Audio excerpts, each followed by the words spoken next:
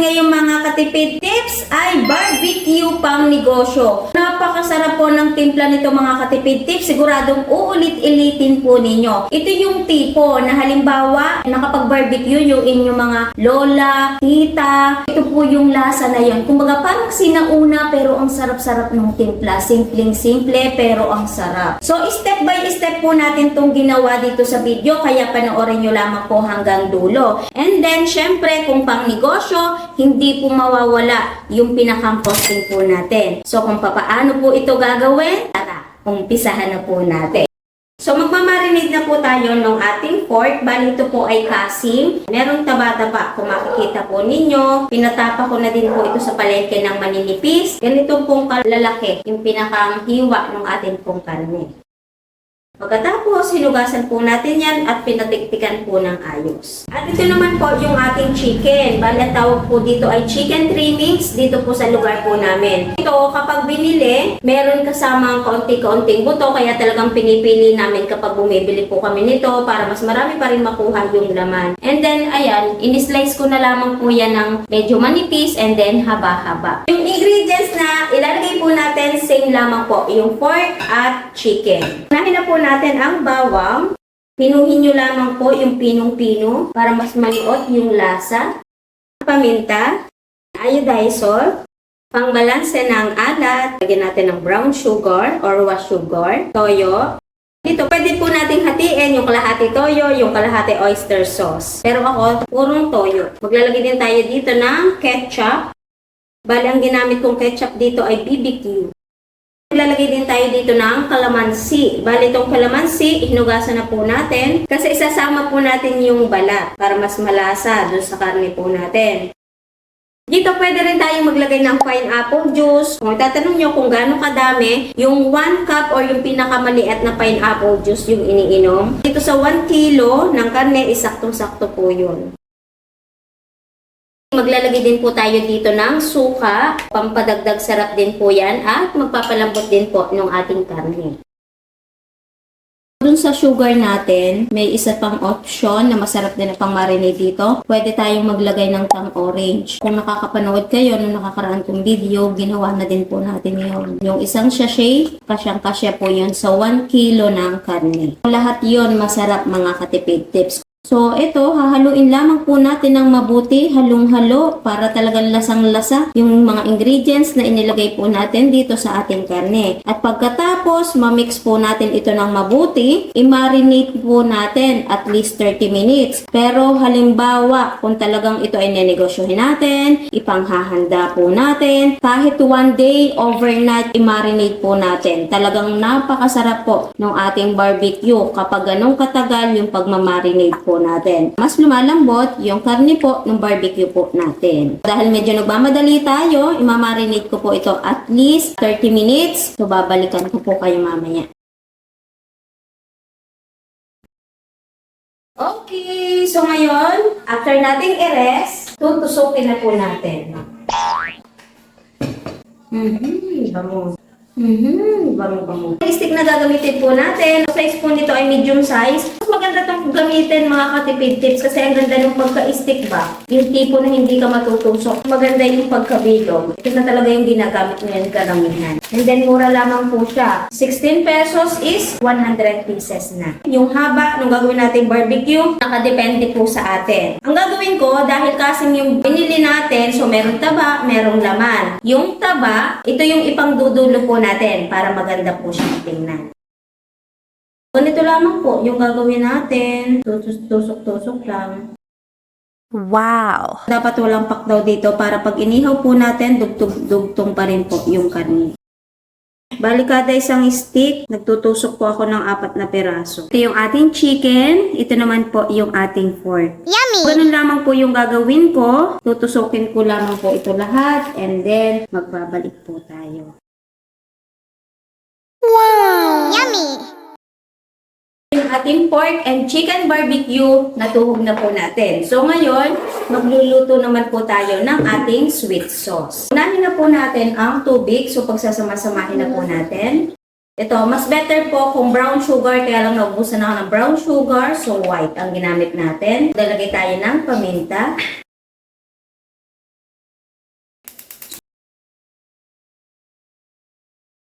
Sa pampaalat natin, maglagay tayo ng magic. And then, maglalagay din tayo dito ng iodized salt. Para mas ma-enhance natin yung lasa ng barbecue sauce, pwede tayong maglagay yung nabibili na nakaripak na barbecue flavor. So, pwede natin yung i-add dito. So, dahil ito po ay kumulo na at malapot na po itong ating sauce, so ngayon, iihawin na po natin ito pong ating barbecue. Wow! Yung pinakang tips ko sa inyo dito sa pagluluto ng ating barbecue, huwag po nating tatagalan sa pagluluto para malambot yung ating pong barbecue chicken at yung ating pong pork.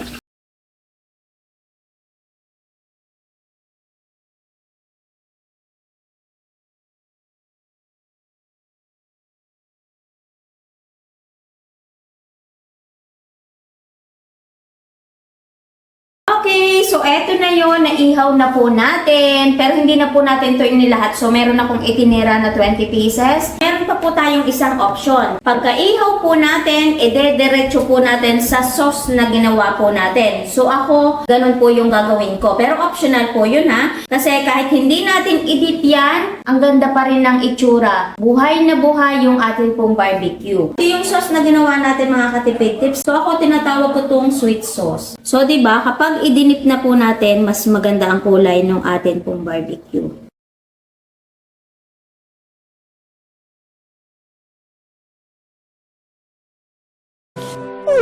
So, ito na po yung ating pork at yung ating chicken, di ba? Ang simple lamang po ng ating pong mga ingredients. Pero masusure ko sa inyo na masarap po ito. Pero bago po yun, tikman po ulit natin. Baka mamaya nag-iba na yung lasa. Unahin natin yung ating pork. Tikman na din natin yung taba. So, malambot po yung pagkakarni po nito. Tikman na din po natin yung ating pong chicken. Sarap.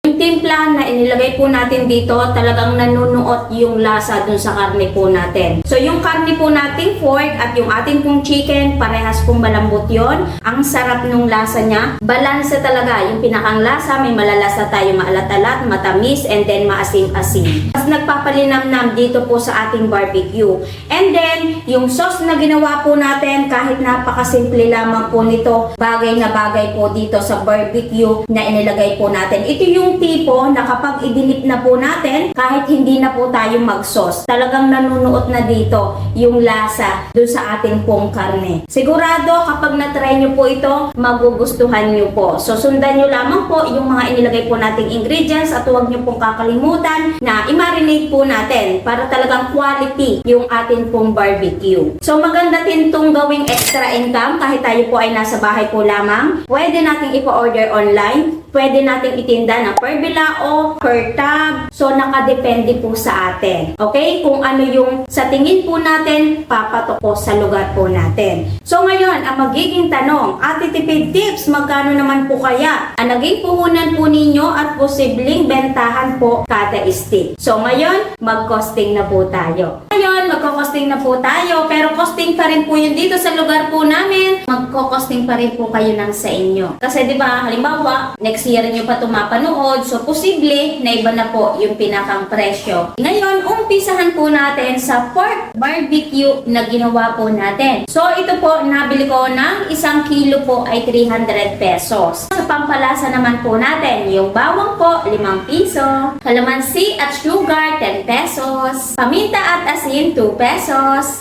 Suka, toyo, ketchup. So, sabihin na po natin na 6 pesos. Kaya, ang total po lahat ng ingredients na nilagay po natin dito ay 323 pesos. So, mag-plus po ulit tayo ng other expenses. Yung uling po natin, so sabihin na lamang po natin na 2 balot. Pero yung 2 balot is labis pa po yun. Sabihin na po natin na 30 pesos. And then, yung pinakang labor po natin, nung inihaw po natin, 50 pesos. Kaya, ang total po lahat ay 403 pesos. Ngayon, i-divide po natin sa 27 pieces na nagawa po natin sa pork barbecue. Ang Ang kalalabasan po nun, 14.92 po ang puhunan po kada isang piraso ng pork barbecue. Ngayon, ang tuusin naman po natin ay yung atin pong chicken barbecue. So itong chicken barbecue na ito, nabili ko lamang po ng 200 pesos. At sa pampalasa po natin, pares lang nung sa pork kasi pares lang yung inilagay po natin. Kaya ang total po lahat ay 303 pesos. At kapag i-divide po natin yon sa 26 pieces na nagawa po natin, at ang kalalabasan po nun, 11.65